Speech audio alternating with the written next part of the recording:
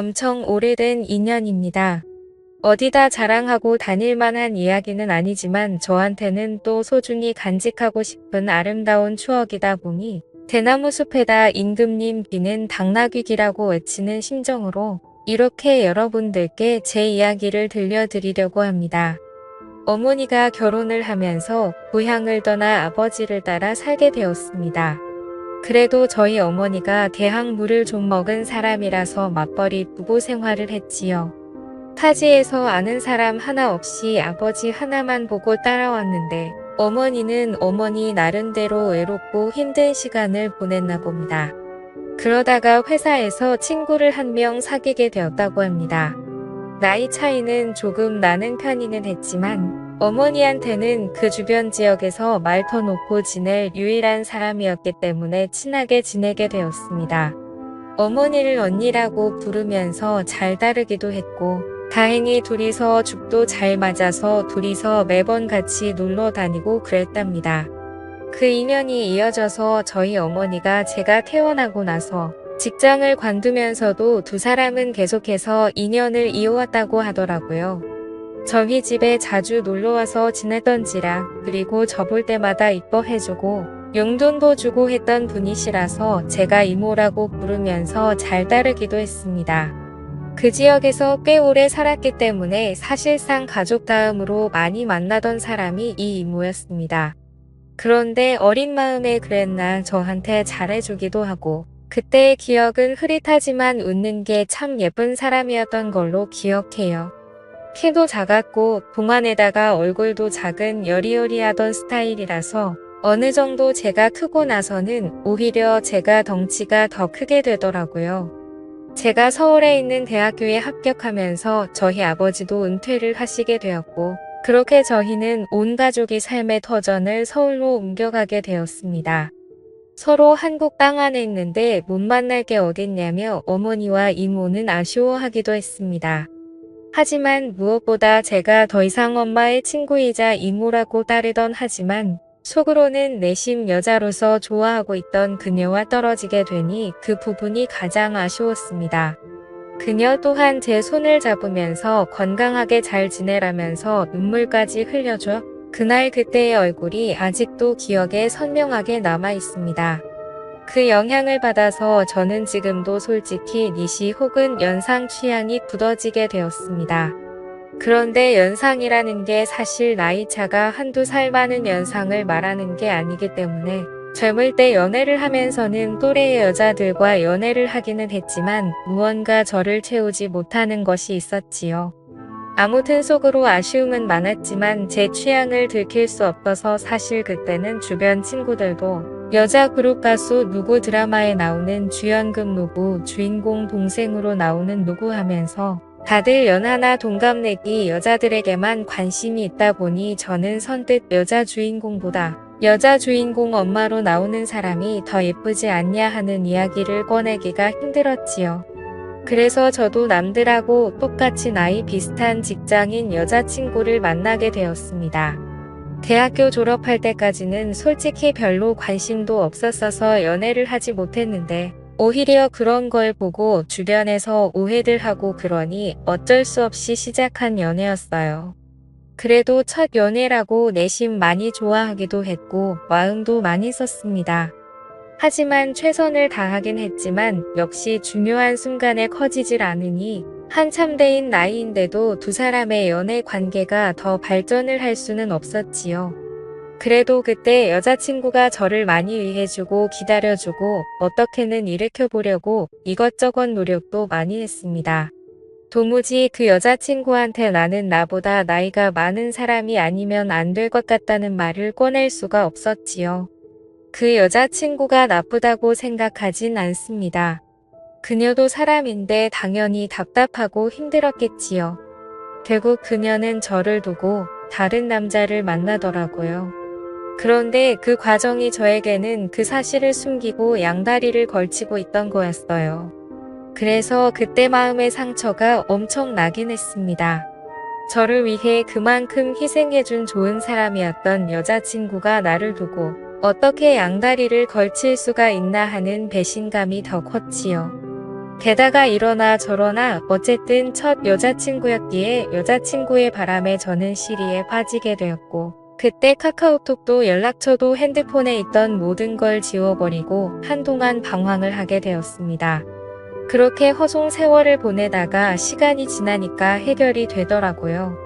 그리고 나서 다시 백업해둔 연락처를 정리하면서 카카오톡도 설치하고 정상적인 삶으로 되돌아갈 준비를 하고 있었습니다.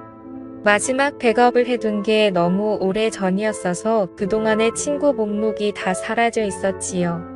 그런데 제 눈에 띄는 번호가 하나 있었으니 제가 대학 오면서 헤어지게 되었던 저에겐 첫사랑이나 마찬가지였던 이모의 번호였습니다. 10년 동안 같은 번호를 쓰고 있던 건지 카카오톡에 자동으로 친구 등록이 되면서 오랜만에 이모의 사진을 볼 수 있었습니다. 작은 핸드폰 화면에 작은 사진으로 보니 괜히 떨리더라고요. 그래서 이모의 사진을 터치해서 확대를 했습니다. 여전히 작고 아담한 체구도 그대로였고 얼굴살이 조금 더 빠졌을 뿐 저를 설레게 했던 미소는 여전하더라고요. 어디 아는 사람들하고 산에라도 놀러 갔던 건지 등산로에서 찍은 사진을 보니 오랜만에 마음이 설레기 시작했습니다. 그때부터 그녀가 어떻게 지내나 궁금하더라고요. 그런데 상태창을 보니까 메모 남겨놓듯이 해놓는 프로필 상태 메시지 아무것도 필요 없어라고 약간 냉소적인 구절을 상태 메시지로 남겨놨더라고요. 그리고 프로필 사진으로 되어 있는데 그게 올려보면 옛날에 해놓은 과거 사진들도 다 볼 수 있었거든요. 그런데 사진이 하나도 남아있지 않는 겁니다. 지금 프로필로 되어 있는 사진을 제외하면 말이죠. 그때 직감적으로 이모에게 무슨 일이 있는 건가 하는 생각이 들었습니다. 제가 여자친구한테 받은 상실감 때문이었을까요? 아니면 그 여자친구가 그렇게 노력을 하며 오랫동안 사랑을 나누는데도 한 번을 재고시를 못했던 게 사실은 마음속에 오래 전부터 그녀를 품고 있었기 때문이었을까요? 무작정 짐 싸들고 이모가 살고 있는 예전 그 동네로 향했습니다. 하도 오랫동안 이어온 인연이다 보니 어디서 사는지도 다 알고 있었는데 이모 집에 찾아가니 모르는 사람이 나오더라고요.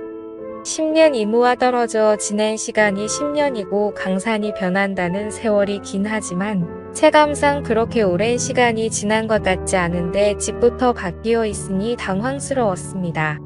그녀가 보고 싶어 찾아간 동네였으니 그녀를 찾아 헤엄을 봐야 단도직입적으로 그녀에게 대놓고 연락을 해봐야겠다는 생각이 들었어요. 멀리 떨어져도 얼굴 못 보고 지낼 일이 있냐고 했었지만 정말 거짓말같이 매일매일 만나던 이모였는데 이사 가자마자 10년 동안 그냥 아예 남이 되어버렸었거든요. 내 번호가 저장이나 되어 있으려나 사실 큰 기대를 하지 않았는데 이모는 전화를 받자마자 제 이름을 불러주더라고요. 이렇게 반갑게 맞이해줄 거면 왜 지난 10년 동안 모르는 사람처럼 지내왔는지 제가 얼마나 이모를 보고 싶었는지 몰랐나 싶기도 하더라고요. 이모와 저는 오랜만이라며 엄마는 어떻게 지내니 학교는 졸업 잘했니 회사는 다니니 등등 별짓 없지 않은 안부를 물으며 한참 동안 대화를 나눴습니다. 그러다가 이모도 제가 갑자기 연락을 한 이유가 궁금해졌는지 오랜만인 건 좋은데 무슨 일 있는 거냐고 왜 연락을 했냐고 물어오더군요.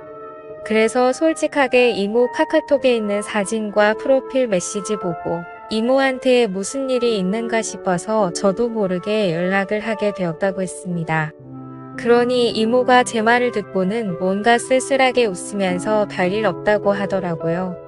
그래서 저는 이모한테 무슨 일이 있는 줄 알고 지금 이 동네까지 내려와 있다.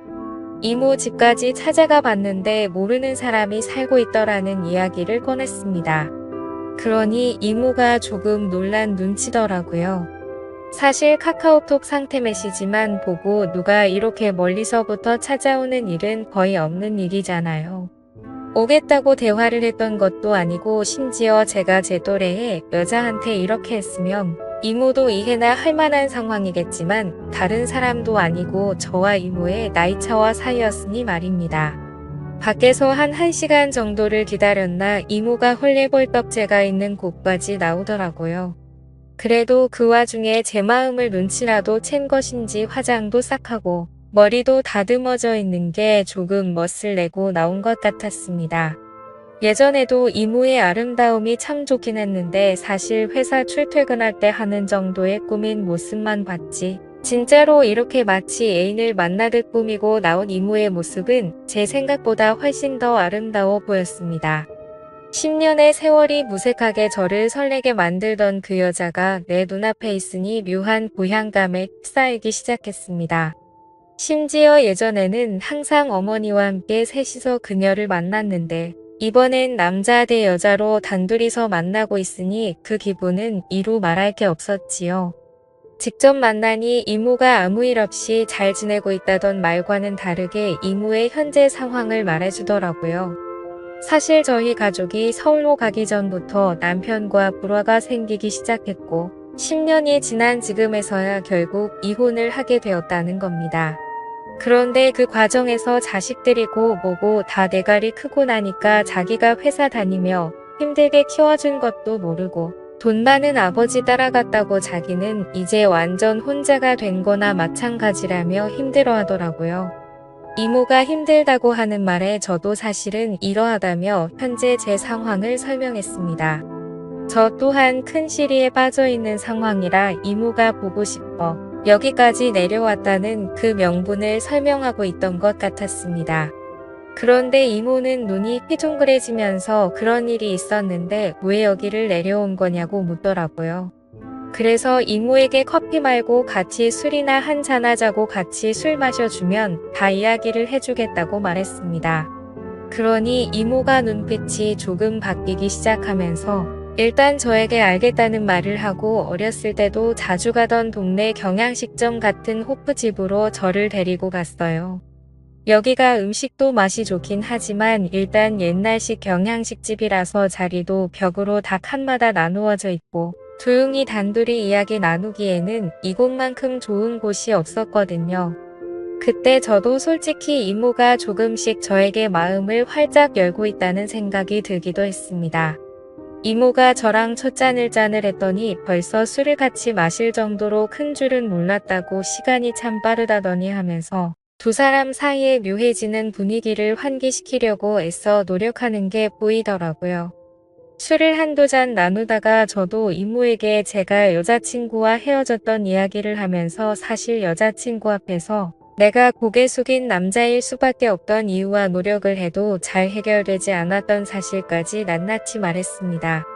그리고 그 문제의 중심에는 항상 다른 사람도 아니고 이모가 있었다고요. 이모도 이모 나름대로 그 나이 때는 별거 아닌 거라고 대충 고민 상담을 해주려고 했던 것 같은데 몸쪽 꽉 찬 돌직구를 날려버리니 정신을 못 차리고 제 말에 얼어붙어서 아무 말도 잇지 못하더라고요. 그래서 한 번 더 이모에게 돌직구를 날렸습니다. 사실 이제는 모르겠다. 내가 재고시를 못하는 건지 아니면 정말 이모 때문에 그런 건지 한번 알아보고 싶다고요. 이게 해결이 되면 저도 앞으로 쟤한테 문제가 있는 게 아니라 옥물렸던 제 마음과 심리적인 요인을 알 수 있으니 저한테도 도움이 되지 않겠냐. 이모에 대한 걱정도 많았지만 나도 내 마음을 확실하게 정리를 하고 싶어서 찾아온 거다 하고 단도직입적으로 다른 게 아니고 이모를 원한다는 말을 건넸습니다. 이모는 무슨 말을 그렇게 하냐며 손사래를 치기는 했지만 거절을 하지도 않았고 자리를 떠나지도 않았습니다. 역시는 역시인가 술 앞에 장사가 없다더니 결국 이모도 이모 스스로 맨정신으로는 할 수 없겠다는 결론에 도달한 건지 나름 이건 우리가 암묵적인 동의를 하긴 했지만 실수나 마찬가지인 거라고 대의명분을 만들려던 상황이었지요. 이모는 가족들과 떨어져 나와 혼자 지내고 있으니 집에 혼자서 지내고 있었어요. 집까지 데려다 달라는 이모의 말이 시간이 늦었으니까 자고 가라는 말이 앞으로 일어날 일에 대해서 의심을 넘어 확신이 되어가고 있는 상황이었습니다.